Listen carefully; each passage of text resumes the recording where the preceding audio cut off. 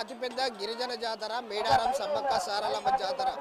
దాదాపు 21 నుంచి 24 వరకు 4 రోజుల పాటు జాతర జరిగింది. దీనికి సంబంధించి పూర్తిగా భక్తులంతా కూడా కోట్ల సంఖ్యలో వచ్చి తమ మొక్కులు అప్పచెప్పుకున్నారు. మరోపక్క చూసుకున్నట్టయితే ఇక్కడ విఐపీల తాకిడి ఎక్కువ కావడంతో భక్తులంతా కూడా తీవ్ర అగ్రవేశాలకు లోనయ్యారు. నిన్న సీఎం రేవంత్ రెడ్డి కావచ్చు, గవర్నర్ తమిళసై కావచ్చు, లేదా కేంద్ర మంత్రులు, అలాగే వివిఐపీల తాకిడి ఎక్కువైంది. ఈరోజు ప్రధానంగా స్పీకర్ రావడం తోటైతే క్యూ లైన్లో పెద్ద ఎత్తున వివిఐపీల తాకిడితో గంటల తరబడి క్యూ లైన్లో భక్తులను నిలపాల్సిన పరిస్థితి. ఎక్కడికక్కడ కూడా ఏదైతే భక్తులను ఆపడంతో పెద్ద ఎత్తున భక్తులు అయితే అగ్రవేశాలకు లోనయ్యారని చెప్పచ్చు. ఈరోజు చివరి రోజు కావడంతో భక్తులు ఇంకా సంఖ్య ఎక్కువ పెరిగింది. ఈరోజు చివరి రోజు అమ్మవార్లు గద్దె పైన ఉండేది.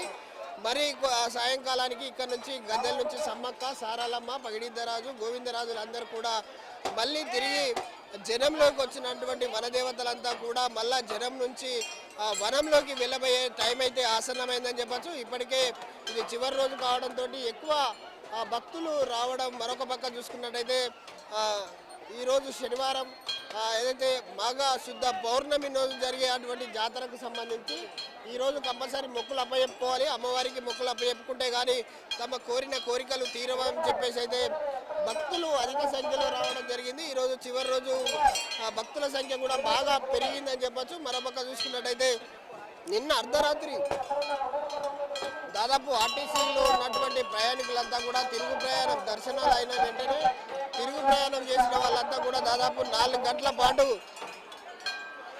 క్యూ లైన్లో వెయిట్ చేయాల్సిన పరిస్థితి. ఎందుకంటే క్యూ లైన్లో ఉన్నటువంటి వాళ్ళకు కూడా అక్కడ కనీస అవసరాలైనటువంటి మంచినీరు కావచ్చు, లేదా కనీస అవసరాలు తీర్చలేని పరిస్థితిలో ఆర్టీసీ అధికారులు ఉన్నారని చెప్పచ్చు. మరోపక్క చూసుకున్నట్టయితే ప్రభుత్వం కూడా మేడారం సమ్మక్క సారలమ్మ జాతరకు సంబంధించి దాదాపు 4 గంటల పాటు ఏదైతే ఆర్టీసీ క్యూ లైన్లో నిలబడ్డ వాళ్ళంతా కూడా చిన్నపిల్లలు, పెద్దవాళ్ళని కూడా వయసుతో సంబంధం లేకుండా చాలామంది క్యూ లైన్లో నిల్చున్నారు. వాళ్ళకు దాహం కావచ్చు, వాటర్ ఇచ్చే పరిస్థితి అక్కడ లేదు. చాలా వరకు బస్సులన్నీ కూడా ఆలస్యంగా నడిచాయి. నిన్న ట్రాఫిక్ దాదాపు 8 గంటల పాటు పసరాలో దాదాపు ట్రాఫిక్ అంతా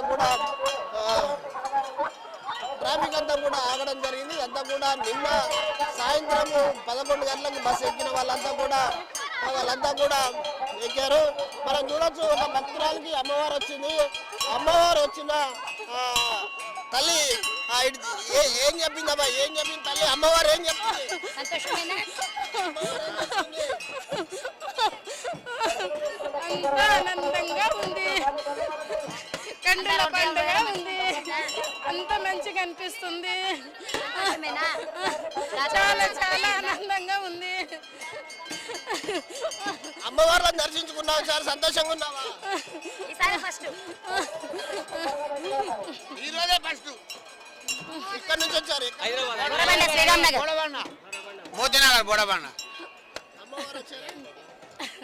చాలా మంచిగా ఉంది. అనుకున్న పనులు అయితే అన్నందుకు వచ్చినాం మేము. అన్ని అనుకున్న పనులు అయితే అన్ని మొక్కులు తీర్చుకోవడానికి వచ్చి అన్న పనులన్నీ కూడా కోరిన కోరికలన్నీ కూడా ముఖ్యము అయ్యాయి అని చెప్పేసి వాళ్ళంతా కూడా చాలా సంతోషం వ్యక్తం చేస్తా ఉన్నారు. అమ్మవారు ఆహ్వానించింది తనను.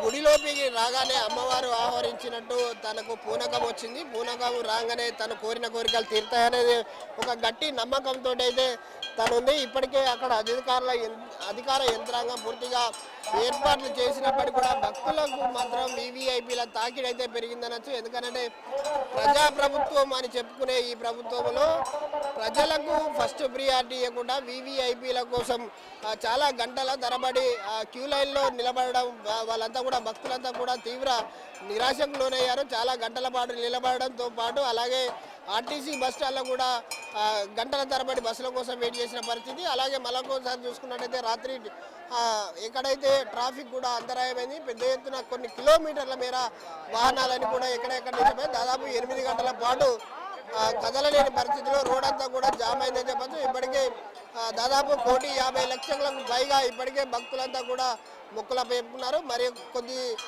గంటల్లోనే జనంలోంచి వనంలోకి వెళ్ళేందుకైతే దేవతలంతా కూడా సిద్ధమయ్యారు. ఇక్కడ సమ్మక్క ఏదైతే చిలకలగుట్టకు Saralamma కన్నెపల్లికి Govindaraju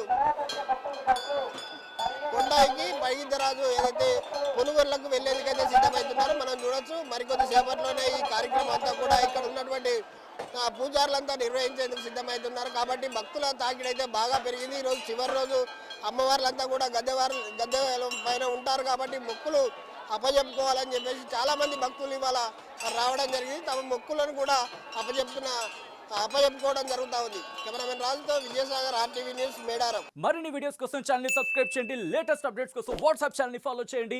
and link description లో ఉంది.